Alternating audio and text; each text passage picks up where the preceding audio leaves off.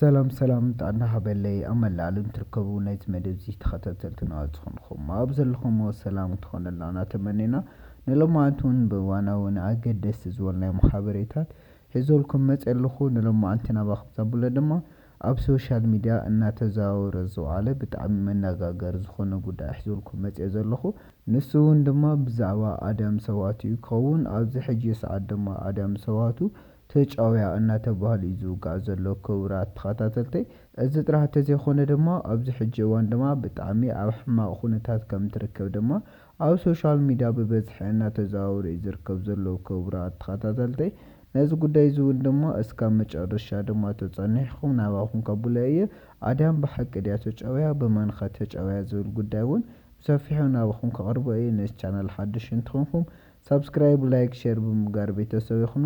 ብተወሳኺ እውን እንለቆም ሓድሽ ቪድዮታት ፈጢኖም ንክመፁ ናይ ደወል ምልክት ይንክኡ ሓቢርኩምና ጽንሑ።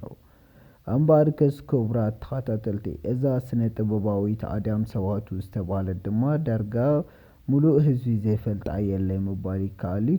ምክንያቱ ኣዳም ሰዋቱ ኣብቶም ናይ ትግርኛ ፊልምታት ዓብዪ ዓሸራ ዝሓደገት ሓንቲ እያ። ክቡራት ተኸታተልቲ ብዛዕባ ኣዳም ሰዋቱ ድማ ኣብ ሶሻል ሚዲያ ድማ ብርክት ዝበሉ ወጋእታት እናተነዝሐ ነይሩ። ክቡራት ተኸታተልቲ ካብኣቶም ድማ ብጣዕሚ መነጋገሪ ዝነበረ ኣብዚ ቀረባ መዓልቲ ድማ ሓድሽ ኣፍቃሪ ሒዛ እናተባህለ ድማ ኣብ ሶሻል ሚዲያ መነጋገሪ ነይሩ። ክቡራት ተኸታተልቲ ነዚ መነጋገሪ ዝኾነሉ ምክንያት ድማ በዓል ገዛ ወይ ድማ ነበር ኣፍቃሪያ ዝነበረ ናሆም መስተ ዝተባህለ ስነ ጥበባዊ ምስኡ ተባኢሳ ነይራ እያ። ክቡራት ተኸታተልቲ ብድሕሪ ድማ ዓርኪ ወይ ድማ ፍቕረኛ ኣይሓዘት ነይራ።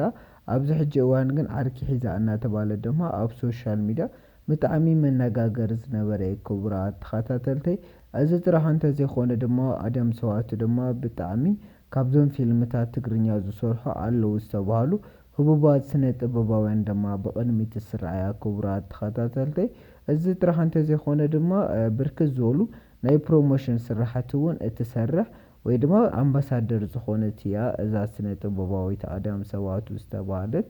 ብዛዕባ ኣዳም ሰዋቱ ድማ መብዛሕትና ሰባት ንፈልጥ ኢና ኢለ ድማ ይሓስብ። ክቡራት ተኸታተልቲ ምክንያቱ ኣብ ብርክት ዝበሉ ሽማ እናተላዓለ እዩ ዝመጽእ ነይሩ። ኣዳም ሰዋቱ ድማ ኣብ ኤርትራ ተወሊዳ ዝዓበየት እንትኸውን ብድሕሪ ናይ ኢትዮጵያና ኤርትራ ሰላም ድማ ናብ ኢትዮጵያ ጉዕዞ ገይራ ነይራ። ክቡራት ተኸታተልቲ ኣብ ኢትዮጵያ ድማ ዋና ከተማ ኣዲስ ኣበባ ዝኾነ ድማ ሓድሽ መነባብሮ ጀሚራ ነይራ። ክቡራት ተኸታተልቲ ኣብ ኣዲስ ኣበባ ድማ ብርክት ዝበሉ ፊልምታት ሰሪሓ እያ። ፊልምታት ጥራሕ እንተዘይኮነ ድማ ብርክት ዝበሉ ፕሮሞሽናት እውን ሰሪሓ ነይራ እያ።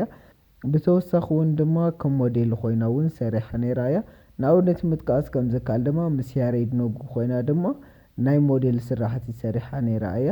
እዚ ጥራሕ እንተዘይኮነ ድማ ኣብቲ ሽዑ እዋን ድማ ኣዳም ሰዋቱ ምስ ያሬድ ነጉ ሓድሽ ናይ ፍቕሪ ርክብ ጀሚራ እናተባህለ ድማ ኣብ ብርክት ዝበሉ ሶሻል ሚዲያታት ድማ መዋግዒ ነይሩ። ክቡራት ተኸታተልቲ ናብዚ ናይ ሎማዓንቲ ጉዳይ እንትመጽእ ድማ ኣብ ሶሻል ሚዲያ ብጣዕሚ መነጋገሪ ዘለዎ ጉዳይ ድማ ኣዳም ሰዋቱ ሓደጋ በፂሕዋ ኣዳም ሰዋቱ ተጫውያ እናተባህለ ይዝውጋዕ ዘሎ። ክቡራት ተኸታተልቲ እዚ ጉዳይ እውን ክንደይ ዝኣክል ሓቀኝነት ኣለዎ ዝብል ድማ ክንሪኦ ፈቲና ነርና። ክቡራት ተኸታተልቲ እዚ ጉዳይ ኣብ ሶሻል ሚዲያ መዘራረቢ ዘሎ ድማ ካብ ሓቂ ዝረሓቐ ከም ዝኾነ ድማ ክንፈልጥ ክኢልና ኣለና። ክቡራት ተኸታተልቲ ኣብዚ ሕጂ እዋን ድማ ኣዳም ሰዋቱ ብሙሉእ ጥዕናኣ ከም ትርከብ ድማ ተፈሊጡ ኣሎ። ክቡራት ተኸታተልቲ ንሎማዓንቲ ሒዘልኩም ዝመጻኹ መደብ ድማ እዚ መስል ነይሩ። ክሳብ ብኻሊእ መደብ ንረኽብ።